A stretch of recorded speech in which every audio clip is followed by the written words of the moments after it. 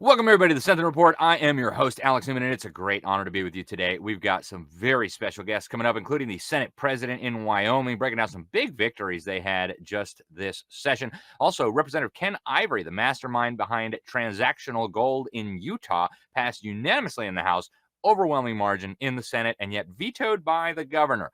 But the story doesn't end there. They're working on a veto override, so stay tuned for that. We also have the former head of the National Security Council staff in the Reagan White House joining us to share her thoughts on the latest political news and also some insight into the assassination attempt against Ronald Reagan. You'll want to stay tuned for all that. Now, before we start, a word from the Word. This comes out of Proverbs 28. Verse 13 says, "Whoever conceals his transgressions will not prosper, but he who confesses and forsakes them will obtain mercy." It's a good reminder, folks. You may think you're hiding all those little skeletons in your closet. God knows what you did.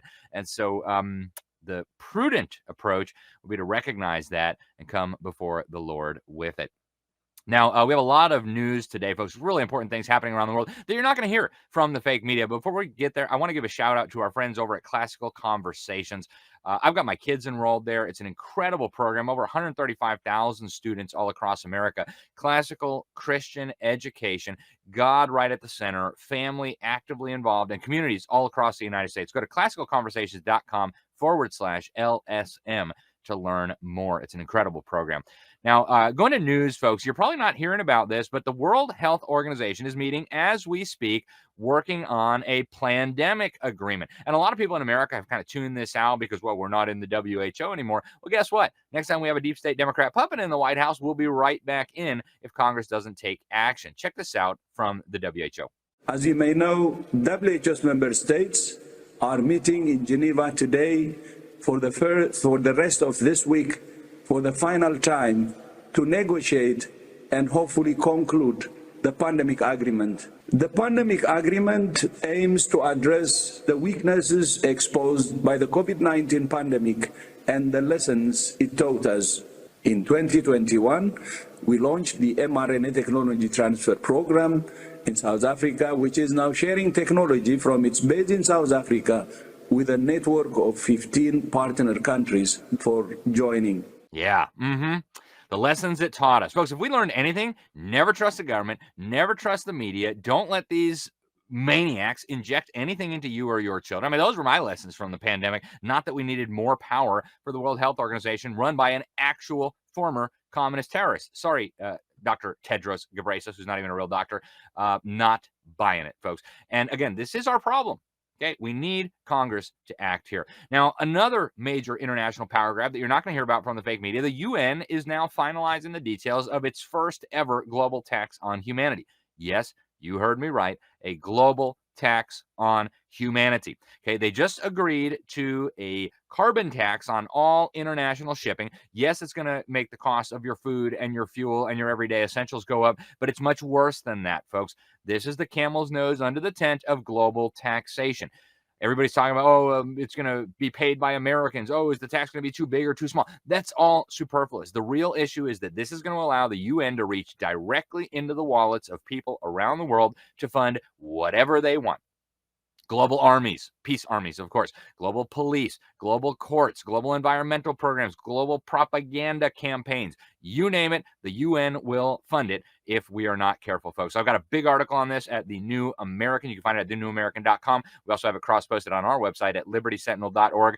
Go check it out. If you were subscribed to our newsletter, you would already know. But folks, this is one of the biggest stories of the year, if not the decade, and nobody is properly breaking it down. So get involved. Call your member of Congress. Now, Robert F. Kennedy Jr., big news, says we're going to know the cause of autism by September. Hint, it looks like vaccines may be under scrutiny. Check it out.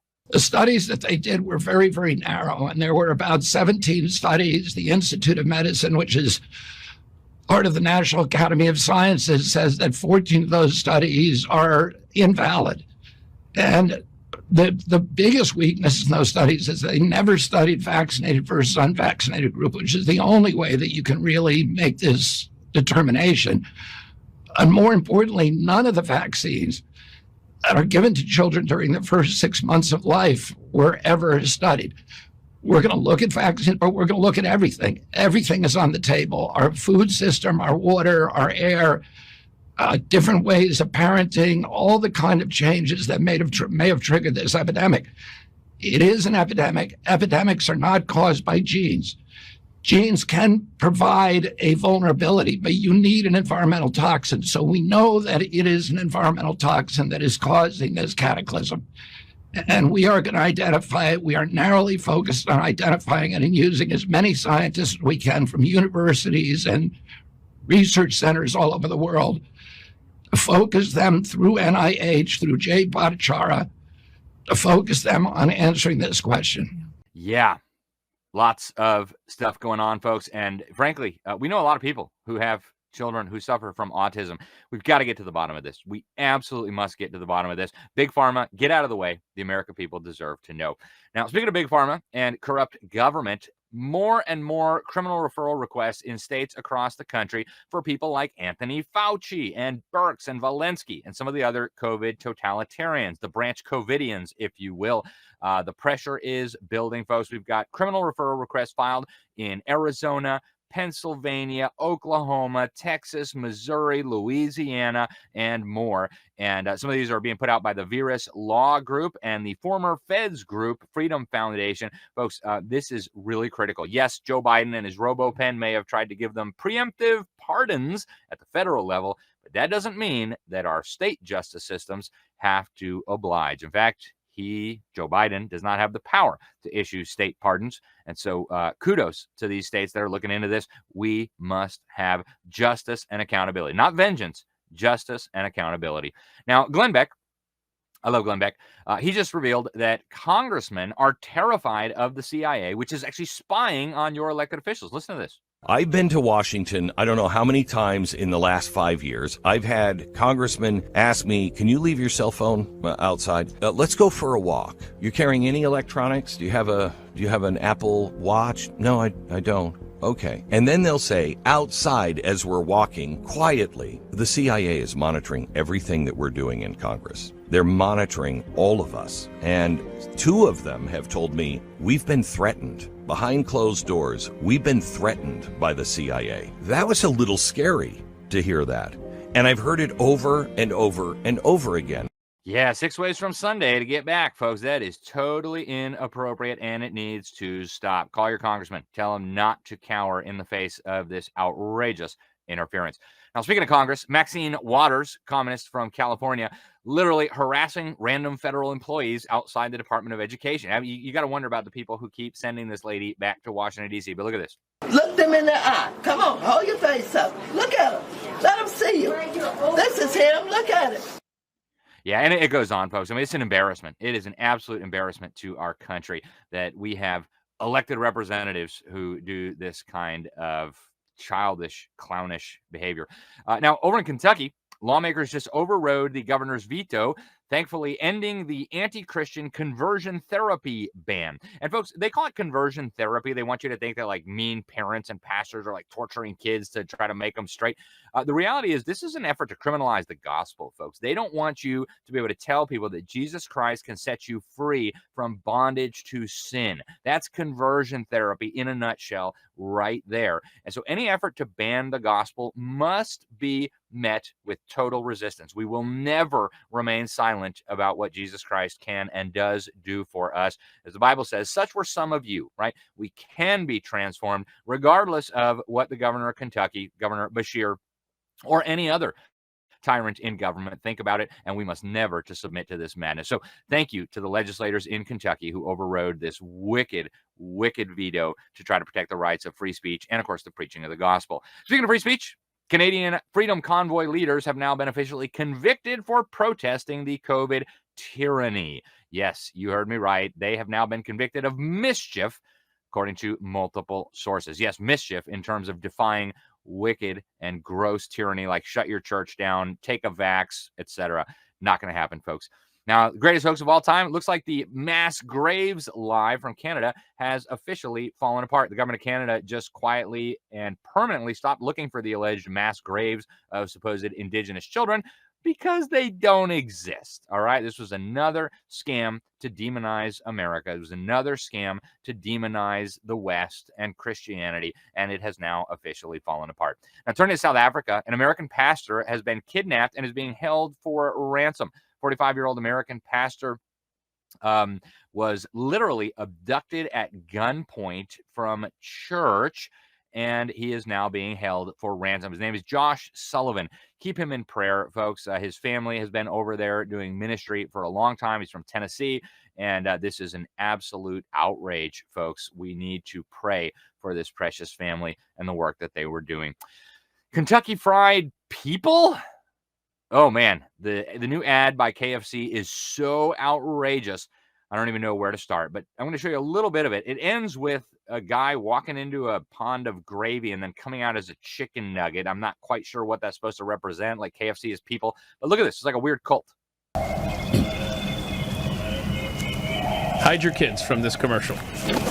You've been warned.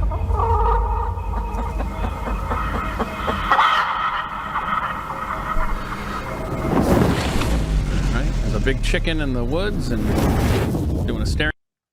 Oh, folks, it gets much weirder. Again, is Kentucky Fried Chicken people? I don't know. You got to ask the ad makers. Now, over in Holland, euthanasia for mental illness has surged 60%. You've literally got kids being killed by the government with help from the government for alleged mental illness, including autism. And folks, this kind of stuff is now moving into the United States. It is time to put a stop to this. It's an outrage. Now, over in France, Marine Le Pen has officially gone nuclear. She has been removed from the presidential ballot. And what she says is the deep state have banned me because nothing else has worked, but we will not allow them to steal this election. We're going to defend ourselves and use all the means at our disposal to ensure I can run, and we're going to win. So, folks, huge news. And we've got a whole lot more, but we're not going to have time to get to it. Before we do get to our first guest and our first break, I want to encourage you to get over to preparewithsentinel.com. Preparewithsentinel.com. You've heard me talk about our friends at My Patriot Supply before. In fact, I have a lot of their stuff here at home, and I trust them when it comes to preparing for the worst case scenario and making sure my family is prepared as well. Now, I just got word they're doing an incredible promo. I've never seen this before. Right now, you can get their mega 3-month emergency food supply for the same price as the standard kit. That's literally more than $360 worth of savings on real beef, real chicken, farm fresh fruits and vegetables, all this. Over $360 off the normal price. That's more than 2,500 calories per day. It's going to last you for 3 months. So get over to preparewithsentinel.com. That's preparewithsentinel.com. You never know what may be coming down the pike. And folks, with all this crazy stuff going on in the news, I know I'm not willing to leave my family at the mercy of FEMA if things break down. Stay with us. We're going to be right back after this quick message from our sponsors here on the Sentinel Report. I hear every day about the products you all wish MyPillow carried. Well, guess what? We probably do. Slippers, bathrobes, pet beds, blankets, mattresses, sleepwear, loungewear, duvets, comforters, pot holders, aprons, oven mitts, and so much more. And they're all on sale. For example, get our best-selling standard MyPillows for only $14.98. Body pillows, $29.98. 6-piece bath towels or kitchen towel sets, just $29.98. Multi-use MyPillow 2.0s with pillowcase, $9.98. Save $40 on our Spring Percale and Giza Dream bedsheet sets. Any size, any color, and so much more. So go to MyPillow.com or call the number on your screen. Use your promo code to save up to 80% on all MyPillow products. And I've never done this before. When you spend $100 or more, you're going to get 2 standard MyPillows absolutely free. Welcome to the Sentinel Report. Alex Newman, your host here. Thanks so much for joining us today, folks. The lawmakers in Wyoming have been very, very busy this session, and incredible things happening in the state of Wyoming. I'm in Florida. A lot of our lawmakers like to think that they are leading the way toward a freer future. But, man, Wyoming is definitely giving us a run for our money. Joining us today, we have the Senate President, Senator Boman from Wyoming, to talk about some of the legislative accomplishments from this year. Senator, welcome to the program. Thank you very much for joining us today. Thanks for having me on, Alex. Good to be here. Absolutely. So there's so many bills I want to talk about, but I want to start with the Second Amendment Protection Act. We have it seems like a little reprieve from some of the craziness in Washington over the next 4 years. But at some point, I think anybody with some sense recognizes that we're going to end up with another Democrat who probably doesn't appreciate our gun rights. And so you guys are taking some proactive measures there with this bill, the Second Amendment Protection Act. Talk to us about this legislation. Why did you think it was necessary, and what does it do? Thanks, Alex. Yeah, this bill we actually passed a couple years ago, the Second Amendment Preservation Act. When we passed it, though, there was a couple little things that we needed to tweak on it. One was to prevent or prohibit local law enforcement for participating in federal task forces with the feds in the case of a gun confiscation scheme or anything to basically trample on our Wyomingites' Second Amendment rights. So we went to address those concerns as well as a few others within the criminal and civil penalties portion of the bill. Ultimately, it passed with flying colors in the House and Senate, and the governor chose to veto that bill when we were already out of session. So we're going to have to come back next session in February and fix that and get it back on the governor's desk. And this time, Alex, we're going to stick around till the very last hour, the very last day to make sure we're there to override any of his vetoes. Very good. Yeah. We have another lawmaker on the program. This show, actually, they passed a bill unanimously out of the House to bring in transactional gold currency. Super popular. Even all the Democrats were on board. Somehow the governor vetoed it, but I do understand they're fixing to do a veto override. So fascinating stuff going on. I want to talk also about the property tax. Our governor here in Florida has even been talking about eliminating property taxes, but you guys created a massive tax cut. In fact, the largest property tax cut in the history of the state. It's the homeowner property tax exemption reform. You guys passed it with a veto-proof majority. Talk to us about this. Why did you think it was a good idea to lower property taxes? And I understand you guys did it without draining the reserve accounts too. Talk to us about that and how other states might take an example.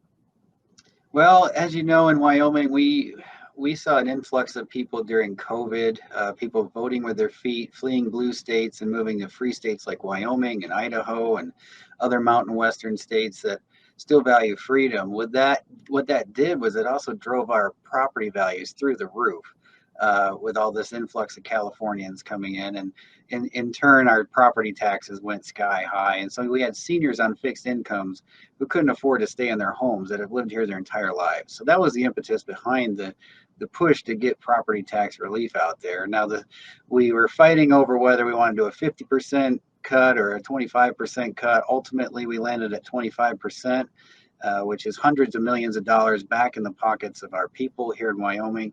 And it didn't come with any reserve fund. They call it backfilling. I call it taking money out of one pocket and putting back in the other pocket. We were able to just cut. It's a pure cut with no backfill, and it's good for the people of Wyoming. And it forces us to live within our means. And ultimately, my goal is, Alex, to get away from property taxes altogether. I love what I'm hearing about Florida possibly eliminating property taxes. I think there's a push for that here in Wyoming. And I've tasked my revenue committee chairman to do just that. Start looking at ways that we can repeal property taxes in the state of Wyoming and maybe replace it with a small sales tax increase or something of that nature. Praise the Lord. Yeah, I love the idea. The thought of little old ladies having to pay rent to the government to live on their farm for the rest of their life. It's just sickening. It is. So thank you for what you guys are doing, Senator. Now, here's a huge one, and I know our audience is going to love this. The Election Transparency Bill, SF 190. Looks like you guys are now becoming one of the leaders when it comes to the states on secure and honest elections. Talk to us about this bill. What does it do, and why did you guys decide you needed it? Well, SF 190 unfortunately didn't pass, but a similar bill came out of the House, which provided for proof of U.S. citizenship. That did pass, and it did get passed into law without the governor's signature, which makes us one of the first states in the country to require proof of U.S. citizenship when you go to register to vote. That's very important because here in Wyoming, there was kind of a loophole there where it was kind of a wink and a nod. Are you a U.S. citizen? Because the state constitution requires you to be a U.S. citizen in order to be a qualified elector, right? You're a citizen, right? And nobody really checked. And this puts teeth into our laws. make sure that only U.S. citizens are registered to vote here. It goes hand in glove with our voter ID law that we just passed a couple years ago. We utilize paper ballots here in Wyoming. We're a lot less reliant on tech compared to other states. And Alex, we have clean voter rolls, which is to me the gold standard. Clean voter rolls with photo ID and proof of U.S. citizenship makes it very, very difficult to cheat. Yeah, that's excellent and really good news. I think other states could take a lesson from there, even some Republican states. Now, Yes. another major battlefront that's been getting increasing attention over the last few years is the wokeness. And what we found out was that a lot of these big fund managers and investment powerhouses were using taxpayer money, like state money, to advance this woke ideology, to do the ESG and the DEI and all that. I understand you guys passed a major measure in Wyoming to protect your state money and your state taxpayers from having your money used for that kind of silliness. Talk to us about it. Yeah, that's been a goal of mine for years now. I've been kind of leading the charge on the anti-ESG front. Finally got to a place where we could get some cooperation with the House and the state treasurer and the governor. And what we came to is my idea to basically vote our proxies. Wyoming has one of the largest sovereign wealth funds in the world, billions and billions of dollars, right? And we were allowing companies like State Street, Vanguard, BlackRock, ISS, Glass Lewis, these companies to vote our proxy shares. And as you saw with Exxon Mobil, you've had basically takeovers of these boards of fossil fuel companies and putting woke people on the boards using our shares of the state of Wyoming and our sovereign wealth fund to do it. Talk about slitting your own throat. And Wyoming is a fossil fuel state. It's a coal-producing state. It's a natural gas and oil powerhouse. Why would we be allowing these woke companies to vote our proxy shares? So we banned that. We pulled our shares back. So Wyoming is going to now be in charge of voting our shares. It's a small step in the huge fight against all this ESG nonsense, but it's a start.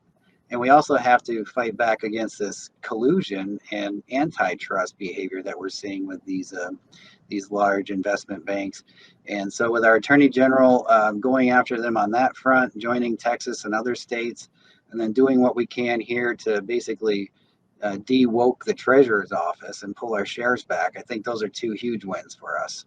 Yeah, that's really exciting. And yeah, Wyoming, big energy state. I got to ask you about Donald Trump's administration. I mean, he's really been taking the chainsaw to the UN climate stuff and the domestic attack on energy. And I know Wyoming has been one of the beneficiaries of that. Talk to us about this. I know some of the left wingers, some of the Democrat states are whining about climate change. How do you guys in Wyoming see this? I mean, how important is energy to your economy, to the United States? And what do you think about what Donald Trump has done so far on this front? Oh, we love it. We absolutely love it. As you know, Alex, 69% of the minerals in the state of Wyoming under our feet are owned and controlled by the federal government. And about 49% of the surface in the state of Wyoming is controlled by the feds. So we are completely at the mercy of whichever federal administration is in charge at the time and their lands policy with regard to federal lands. So if they want to close off federal lands like we saw with the Obama administration and then the Biden administration, it cripples our economy and our ability to produce what the world needs. And so when President Trump signaled through his appointments to the EPA and the BLM and all the other federal agencies that impact Wyoming's way of life, we are thrilled. And we're thrilled that he is taking a quote chainsaw to the regulatory state and letting us get mines approved out here, oil and gas lease sales. He's done a huge effort to help us with our coal industry. We couldn't have asked for more. So hopefully Congress will get involved because we can't just live and die by executive orders. We need permanent change and permanent relief. And hopefully we'll get that with this Congress. Amen. And Representative Hagman of Wyoming, probably one of the people to lead that. It's just super Yes. conservative. Senator, Wyoming is one of the most conservative states in our country, and I'm very grateful for Wyoming and the people of Wyoming. What's next for you guys? I mean, where do you go from here? Next legislative session? What are you guys planning? Well, yes, we have a budget session coming up, and so we just cut taxes. We're going to continue to cut taxes. and we're going to cut spending. We have a kind of a bloated budget out here. Over the past, I don't know, 6, 7, 8 years, we kind of allowed our budget to get a little bit fat, so to speak. And with oil prices kind of down around $60, hopefully they don't go much lower, but I told my appropriations chairman to go and make us a budget that we can live off of $40 oil. Because if we're going to drill, baby, drill, that's going to put the price of oil down because we're going to produce more, so the supply will go up and the prices will go down. Well, that's great for the average consumer, but when your state government depends on revenue from the sale of oil and gas and minerals, it goes down. So we've got to budget accordingly, and we'll have a nice lean budget coming in the next year. Fantastic. And I'm sure the people of Wyoming appreciate that. Senator, thank you very much. Is there a place on social media people can follow you and the great stuff you guys are doing in Wyoming? Sure, I'm only on X because I still don't like Facebook and what Zuckerberg did over there, but you can find me on X at Bo Beitman, and I don't tweet a whole heck of a lot, but that's where I'm at. Excellent. Senator Bo Beitman, Senate President in Wyoming, thank you very much for joining us today. Thanks for the great work you guys are doing. Keep up the good fight. Thank you, Alex. Absolutely. All right, folks, stay with us. We're going to be right back here on the Sentinel Report with more in just a moment. In 1776, a nation was born, forged in the crucible of revolution. Brave men and women stood together fighting for freedom, liberty, and the pursuit of happiness. Throughout history, the spirit of patriotism has prevailed. The battles may have changed, but the values remain the same. Today, in 2024, we find ourselves at a pivotal moment where the call for unity, freedom, and a better future echoes louder than ever. Introducing Patriot Mobile, the wireless carrier that stands with you. We are committed to supporting the values that make our nation great. With affordable plans and reliable nationwide coverage, Patriot Mobile is not just a wireless service. It's a call to action for those who believe in the American dream. Because this year is not just any year, it's the most important year since our nation's founding. Choose a wireless carrier that shares your values. Choose Patriot Mobile. For free activation, use promo code Newman. Welcome to the Sentinel Report, folks. Huge things happening in Washington, D.C. right now. Big debates about budgets and taxes and energy production and immigration and much more. We have a very special guest joining us to discuss all of this, the Honorable Karna Bodman. She served in the White House for 6 years as Deputy Press Secretary, later as Senior Director of the White House National Security Council. At the time of her departure, she was the highest-ranking woman on the White House staff. She also spent 12 years as a journalist in San Francisco, Washington, D.C., and New York City. She joins us today to discuss this and so much more. Karna, welcome to the program. Thank you very much for joining us. Oh, thank you. Delightful to be with you. Thanks for having me. Appreciate it. It's an honor to have you. Thank you. So tell us about what you think on what's going on in Congress right now with these debates that are taking place about budgets, taxes, and energy production. Oh, man. Of course, as many of your viewers know from watching the news every day, it's a very complicated process. They have to use something that's called reconciliation, which is a way to get it all in one bill that has to do with money. And then they have to get it through the Senate, where the senators, of course, Democrats could filibuster it, but so they need to get beyond that 60 vote problem. But actually, I think eventually they will get it done. This is extremely important to the American people because, these tax rates are going to go away. The current ones, which led to the greatest expansion in our GDP and all the rest of it when they were first passed under the first Trump administration. And I recall that this is very similar in a way to the Reagan days where I served in there, because when Reagan came into the White House, the highest tax rate was over 70%, if you can believe it. When he left, it was about 28%. So he cut tremendously. And of course, President Trump is cutting tremendously now. And I do feel it will get done. Hopefully, Speaker Johnson says by the end of May, and that would be good news. Yeah. And what are your thoughts on the tariffs? I mean, everybody's got an opinion on this, but I think yours counts more than others since you've kind of been in the midst of these kinds of fights. What do we make of this? Yeah, we didn't have tariff issues, that long ago, not that much. Look, I agree with the general concept of trying to equalize situations, because there's so many countries that have taken incredible advantage of us with 50%, 60, 100% tariffs on lots of our goods. And it's not fair. Generally, I'm a free trader. The most ideal situation, if they can ever get there, would be get rid of all tariffs. We have zero tariffs. Our partners have zero tariffs. This is what has been recommended in the Wall Street Journal by wonderful economists Steve Moore and Art Laffer and those others that I respect. I'm hoping now that with over 170 countries coming on bended knee, if you will, to cut deals, that President Trump will indeed cut deals to bring them down as much as possible, and then we'll be in much better shape. Yeah.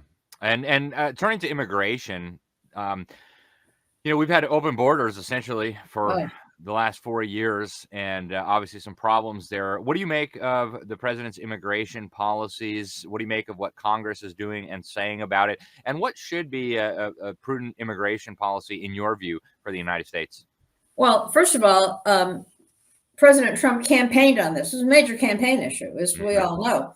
And the latest polls I've seen, some 83% of the American people are in favor of what he is doing on immigration. And we know that he has closed down many things. I'm hopeful that he will get busy building the rest of the wall if they can. And also we have seen cooperation in Panama, particularly closing that gap. There people used to flow through. Now they're not flowing through at all, coming up from South America. Mexico and Canada are helping a bit. We still need more help there on fentanyl and whatnot. But basically, Trump is doing a masterful job. He really is. He's cutting back. We're all in favor of legal immigration. We need them. I mean, I even remember back in the Reagan days when he did have worked with Congress to cut back on immigration, but he had something called a Bracero program. And what that was it was a way for immigrants to come in, mostly from Mexico, during the agricultural season, to come in and work as they wanted to do, did a great job. And they could stay for something like 6 months, but we knew who they were registered, and then they took their money and they went back home to support their families. It worked great. Wish we had something like that now. Why do we not have something like that now? I mean, that seems like such an obvious solution. It would make the farmers happy who need help picking the crops. It would make the immigrants happy. They can come and get a good job. It'd make the American voters happy that we don't have a bunch of new people that we have to support with welfare. Why don't we have something like that? Well, we should, but Congress would need to pass it, which they did before. And now the problem is we've got people trying to crowd in here, not just to be farm workers, but they're coming from China and all over Africa and every place else. They're just trying to get in here for a better life. And anyway, I hope that they'll continue to crack down and that we will increase opportunities for talented people, especially those, there are some from India, China, and other places that want to come legally and get a good job and contribute to our economy legally. Yep. And Karna, I got to ask you about your experiences with Reagan, and I understand you have some information about the assassination attempt. I'm really looking forward to that. But you also have a new book out. I got to ask you, it's called Protecting Jess. Tell the folks about it. What inspired you to write this, and where does it go? Well, the book, and I think you have a picture of it, and otherwise I have. Oh, there you go. Oh, thanks for showing that. Yeah, it was actually inspired by a trip I took for President Reagan. They sent me down to South America to give speeches about his policies at the time. And one of the places they sent me was Brazil. and I was all over the place. I was in Rio and Brasilia and Recife and different places. So I remember thinking about another thriller that I had a good idea for. And I thought, what a great place. The settings are so exotic and so terrific. So that's what you see on the cover. That's a scene in Rio. If anybody's been there, it's really great. And the other thing, on a lighthearted note, we had a very good friend, Bill Black, who served as President George H.W. Bush's assistant chief of protocol. And he used to regale us with stories of all the craziness of protocol, fights with delegations and seating charts and nonsense. So in the story, I named the hero, Bill Black, and he's sent down to Brazil to work on helping security because there's an assassination problem there with the president down there. And his cover is to be assistant chief of protocol. And it all kind of fits together. And he's also told to protect a White House economist, a woman named Jess, because of all the street crime and so forth. But I just had protocol. I got a question for you. When all of the people, this still goes on today, when all of the foreign delegations come to the UN for different sessions, guess who has the most unpaid parking tickets? I don't know. Is it Brazil? It's Russia. Oh, okay. They refuse to pay anything. But anyway, the story is a thriller, and that's. I just hope some of your listeners, your viewers, might want to check it out. It's on Amazon, and it's on both in print and Kindle, hardback Kindle, and also the audio version is there too for those who like to record that on Audible or something.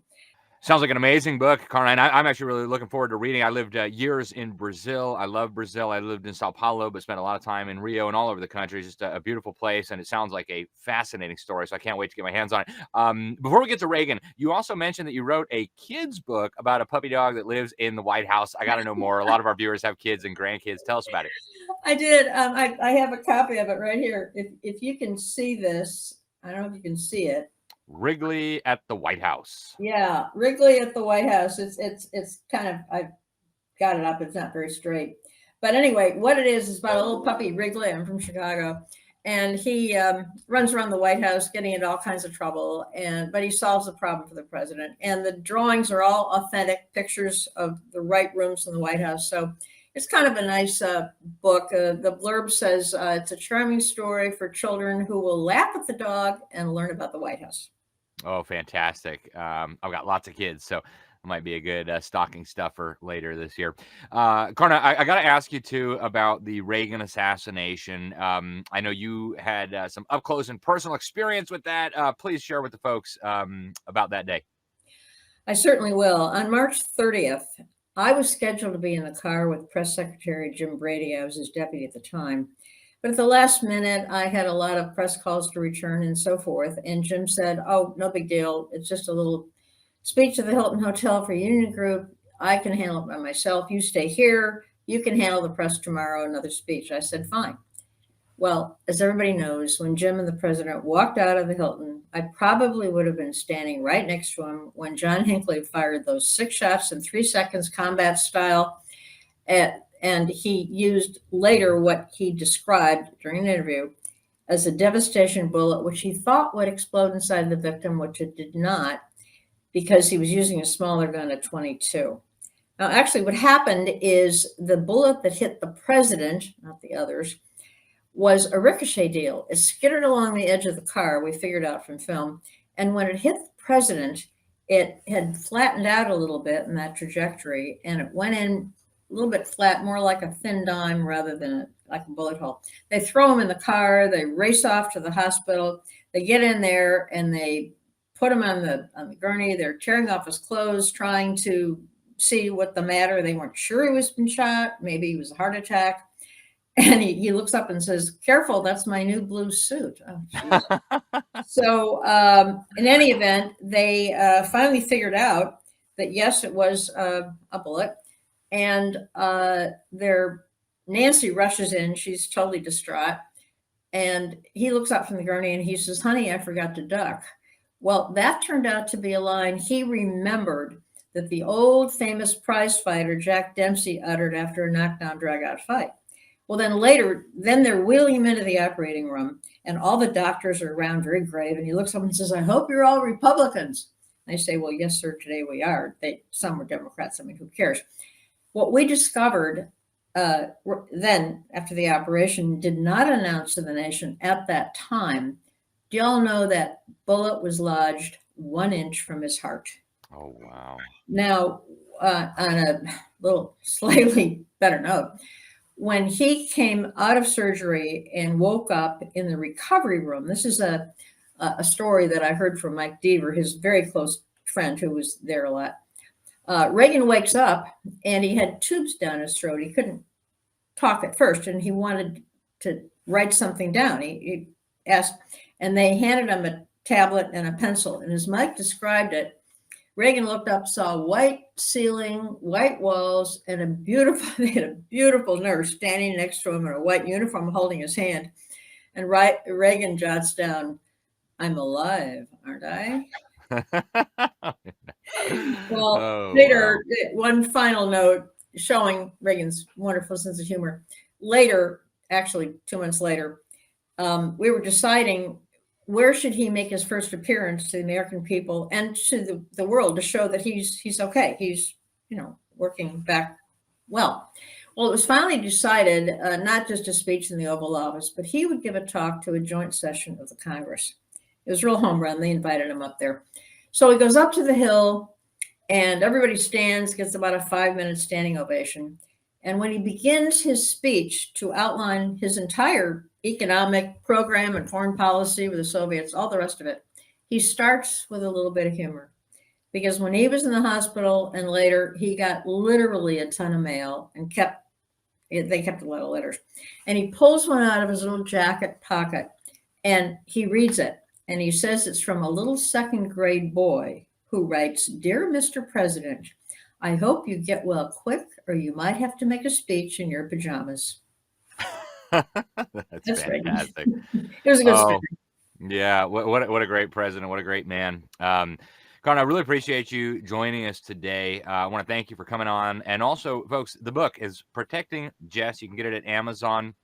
The one for kids, Wrigley at the White House.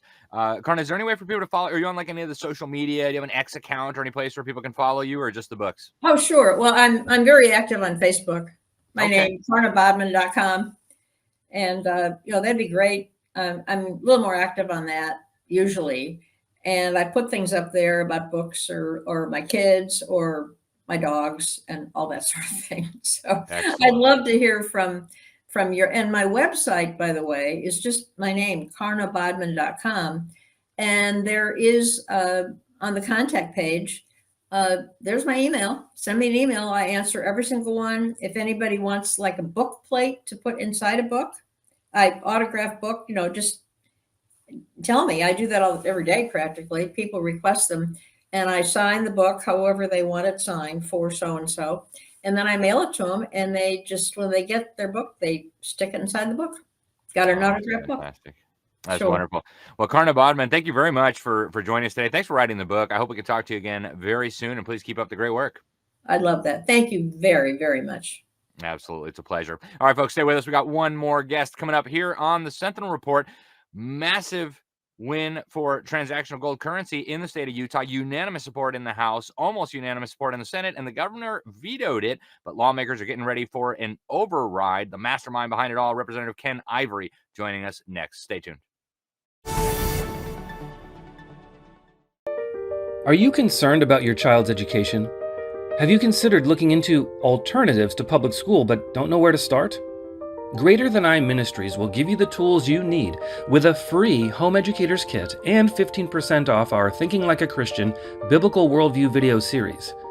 Available on DVD or streamed to your home or device, this series will thoroughly equip you and your family with the truth you need about the battle of ideas being waged against our families and our nation.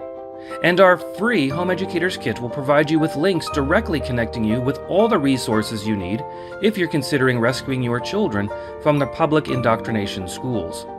Go to gtimin.com and click the green banner at the top to receive your free Home Educators Kit and 15% off our Thinking Like a Christian Worldview video series. Again, that's gtimin.com and click the green banner at the top. You'll be glad you did. Welcome to the Sentinel Report. Alex Newman, your host here. Folks, a huge thing happening all across the country, and that is the proliferation of legislation trying to bring gold back into prominence, not just within states, but even in commerce and private business.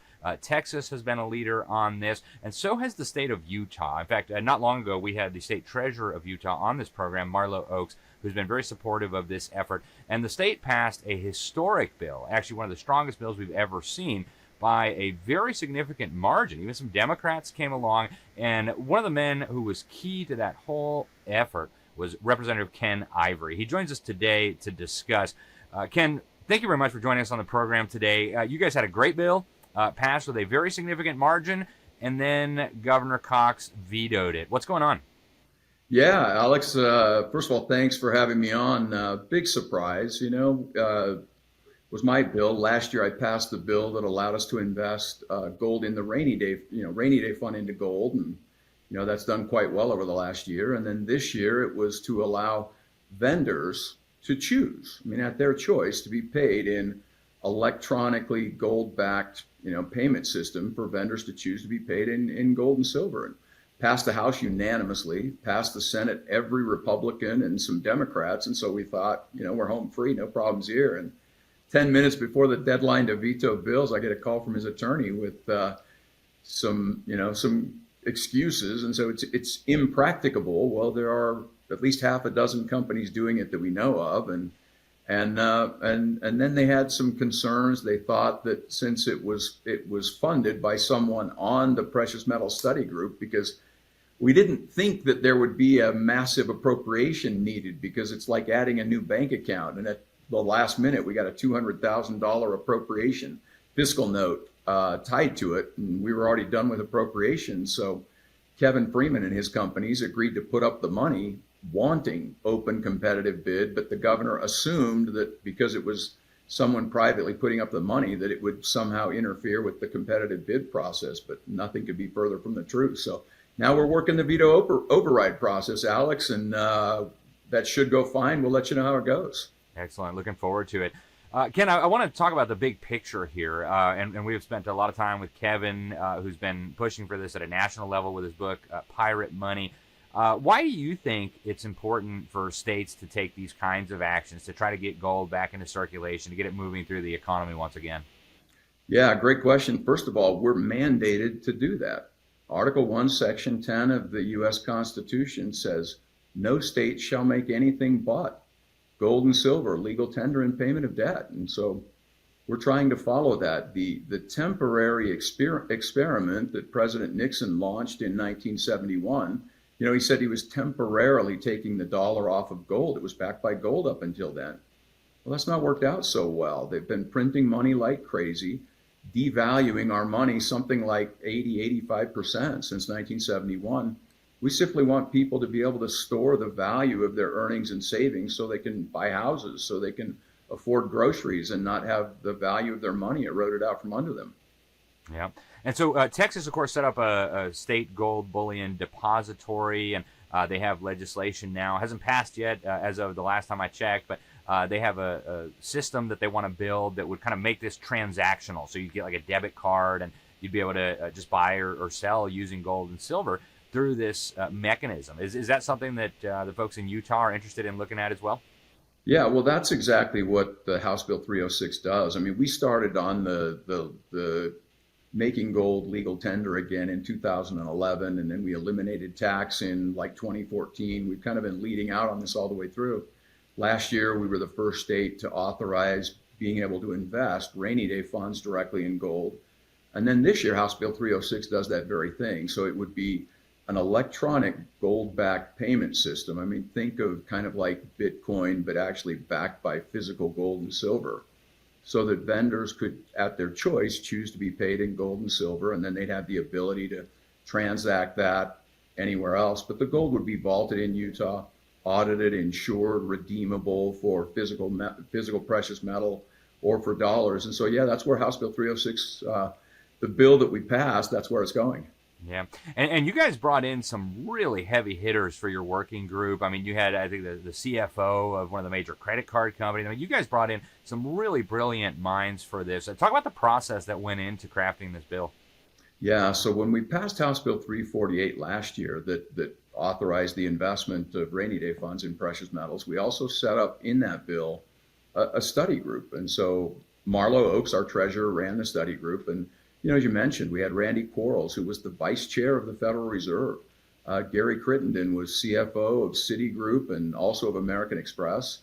Kevin Freeman, of course, was on there. We had Luke Groman come in and give some advice and questions to the group. Our Bankers Association, Mining Association, Senator Lee's office, senators, House members, governor's office had people on there. And yeah, we studied this throughout the year, and the report came out in November. And at the end of the day, there was a little bit of a difference of opinion as to what is happening with the dollar, whether the dollar was in trouble or not. But everyone was united on whether you think the dollar's in trouble or not, people deserve choice. And under the Constitution, where it dictates to us that we shall make gold and silver legal tender, that everyone deserves choice in how they store the value of their earnings and savings. And that was unanimous out of that study group. Yeah, and that doesn't seem all that controversial, honestly. I'm not surprised you guys were even able to get Democrats. It was controversial with our governor, but pretty much not anyone else. Right, yeah, it's amazing. Ken, I want to turn to the national situation for a moment. Obviously, gold has really been in the news a lot lately between Fort Knox and questions about whether the gold's really there, and Elon Musk talking about a live-streamed audit, and President Trump saying we're going to go see what's going on there. What do you see happening at the national level with gold? I mean, Trump in the past has been supportive of returning to a gold standard. He's been very vocal about these issues. Is something important happening at the national level? Are we seeing kind of like a awakening or a reawakening on this issue? Yeah, we sure hope so, Alex. President Trump 45, his nominee to the Federal Reserve was Judy Shelton. By the way, University of Utah, master's and PhD grad. I want to give a shout out there.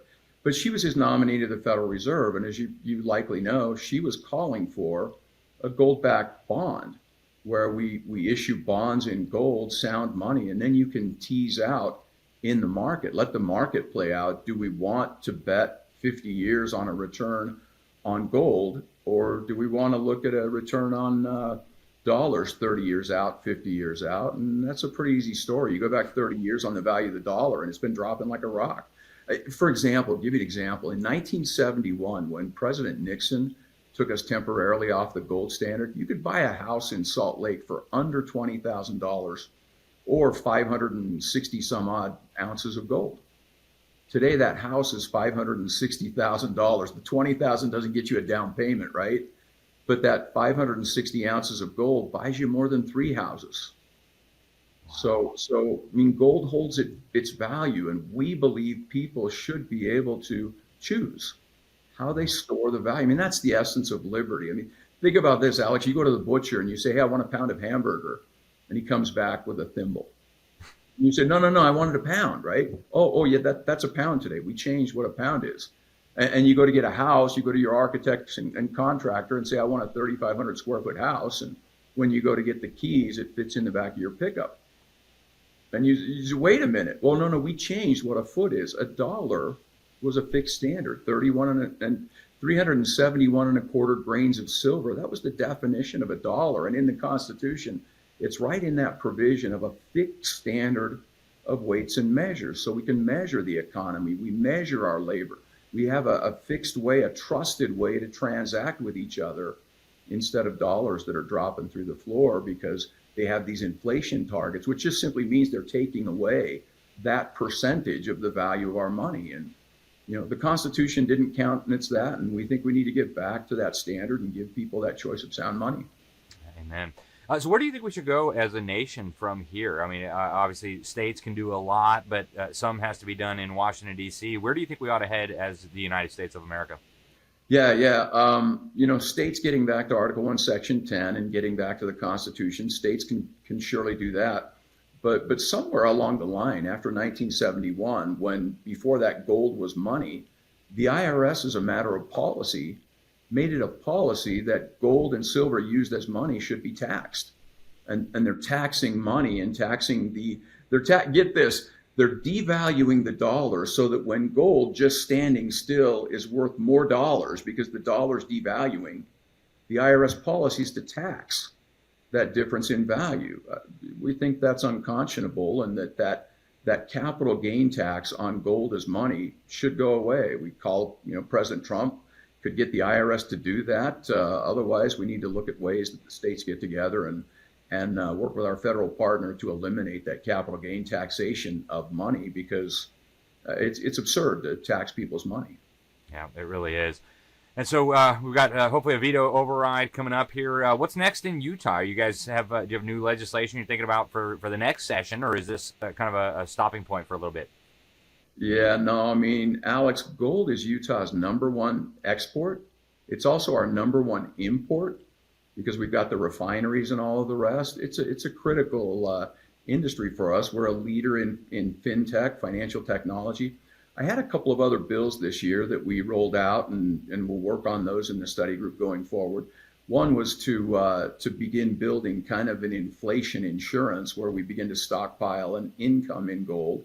And then the other was to give some tax incentives for mining companies, and particularly rare earth strategic element companies that also mine precious metals, and give them an incentive for paying their taxes in gold and silver. And again, that builds a gold income for the state. So the state potentially down the road could look at gold-backed bonds in the state, and again, tease out that sound money where the market would choose long-term investments in gold over treasuries that lose value over time.